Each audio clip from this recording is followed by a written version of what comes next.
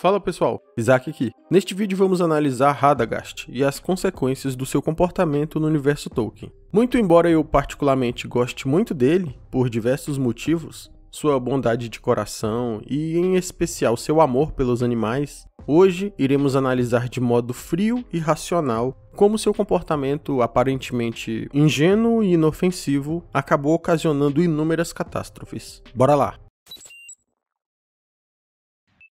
Para entender esse vídeo, é preciso saber os motivos pelos quais Radagast foi parar na Terra-média. Para isso, vou resumir rapidamente para que todos entendam. O planeta, no universo Tolkien, é dividido em dois continentes principais. Do lado esquerdo de quem está olhando, Aman, também conhecido por Terras Imortais, e do lado direito, a Terra-média, onde se passam os eventos dos filmes. Nas Terras Imortais habitam os Valar, seres que podemos comparar a arcanjos, pois são de imenso poder. Abaixo somente de Eru Ilúvatar, o deus deste universo. Esses Valar possuem subordinados de menor poder, como se fossem anjos comuns. Esses são chamados de Maiar. Desses anjos comuns, os Valar enviaram 5 em formas de magos para a Terra-média: Gandalf, Saruman, o próprio Radagast e outros 2 magos azuis, chamados de Alatar e Palando. A esse conjunto de magos foi dado o nome de Istari. Agora vamos a uma informação essencial para a gente entender esse vídeo. Qual era o objetivo desses 5 magos? Em um de seus livros, chamado Contos Inacabados, Tolkien nos diz isso de maneira clara e objetiva. Os Valar, percebendo a ascensão de Sauron, enviaram os magos para a Terra-média com a finalidade específica de auxiliar os povos livres de lá. Esse era o objetivo, a missão deles. Então o contexto é esse. Já sabemos quem Radagast é e por que ele se encontra na Terra-média. Ocorre que Radagast, ao chegar na Terra-média, ficou deslumbrado com os animais e as florestas que ele encontrou e passou a amá-los profundamente. Assim, gradativamente, ele passou a se distanciar do objetivo e da missão pela qual ele havia sido enviado para a Terra-média em primeiro lugar. E aqui vale dizer que a crítica a Radagast é dolorosa de ser feita, porque criticar pessoas de bom coração não é prazeroso. Criticar Morgoth, que matava por prazer que nem um lunático, tudo bem. Criticar Sauron, que desejava retirar o livre-arbítrio e dominar a mente e vontade alheia, é muito fácil. Porém, criticar um cara que abandonou seus deveres por amor para fazer o bem de outra forma é mais complicado. Mais complicado, porém necessário, pois Tolkien inseriu uma mensagem muito importante nisso. Voltando a Radagast, ele percebeu que a corrupção de Sauron estava afetando a própria Terra,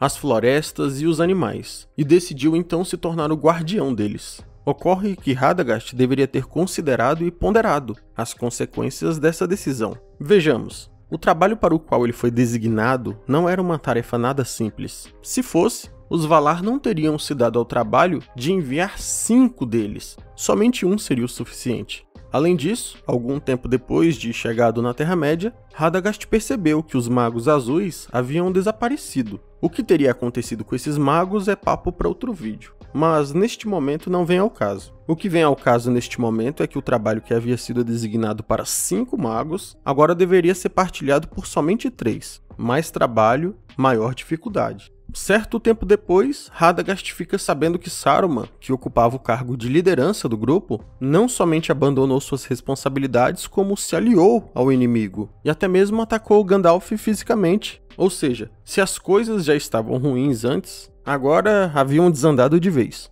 Não somente havia perdido 2 de seus membros, mas agora havia um terceiro que estava trabalhando ativamente contra o próprio projeto para o qual eles haviam sido enviados. Ao trazermos para a nossa realidade, é como se estivéssemos num grupo de trabalho de 5 pessoas, no qual 2 morreram, e um não apenas deixa de ajudar, mas tenta atrapalhar os 2 restantes. Neste cenário, o mínimo que Radagast deveria ter feito é sacrificado suas vontades de proteger os animais e a floresta, por mais dolorido que isso fosse, e ter se juntado a Gandalf com um comportamento muito mais ativo na missão que lhes fora designada. Até porque, caso Sauron vencesse os povos livres da Terra-média, a própria floresta e os animais que Radagast tanto desejava proteger seriam exterminados. Não teria adiantado nada no final das contas. Afinal, por onde Sauron passava, suas máquinas atropelavam e queimavam as florestas e seus orcs devoravam tudo que era vivo. Muitos podem argumentar que Radagast não pensou nisso porque ele é ingênuo demais. Porém, pessoal, Embora Radagast seja assim retratado nos filmes, não se deixem levar pela aparência. Radagast, como um Maia, é um dos Ainur e, portanto, um dos espíritos originais. Ele possui pelo menos 30 mil anos de idade. Quando Radagast toma a decisão de não ajudar ativamente Gandalf na missão,